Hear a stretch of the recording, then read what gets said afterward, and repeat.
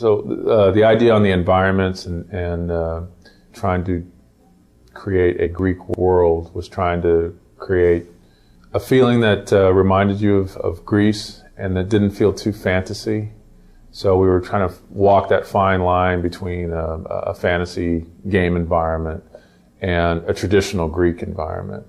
And so part of it was again trying to get stuff that made it feel Greek, not Roman, but Greek. Okay, when we first start concepting out environments, it wasn't really defined as levels, you know. We picked out the important locations such as Pandora and Athens and Hades, and all I knew is like the game should feel really big, which means there's no like cramped area. It's more like challenge against the god and like huge monsters. So the look of the environment should be like huge, you know.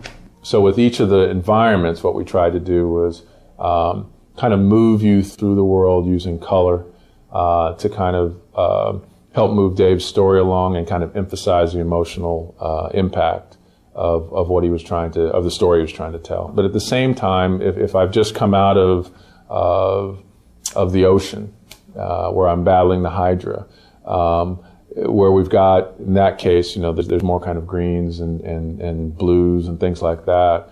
I don't want to go into that same scenario color-wise again. It's like if I did the whole game in black and white, you get probably bored with it after a while.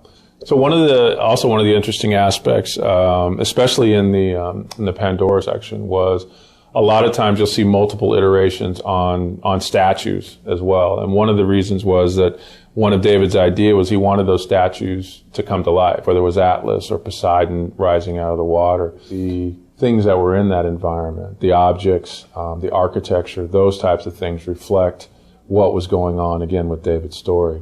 So in Pandora, as an example, that whole sequence is about an architect who, in David's mind, is basically gone mad. And so the idea was the structures, the traps, the visual look of that should begin to reflect kind of a madman in some instances. I did that piece, even the level of the design wasn't solid yet. So, but my own interpretation, I was thinking it's like things are like there's no gravity, but at the same time things are like kind of shifting all the time, and there's infinite distance in the back. Things are flying, falling, exploring. The Mountain Olympus, that one particularly, it's not for the game art. It's more like, okay, we want to talk about Mountain Olympus, so where's the image? That kind of thing.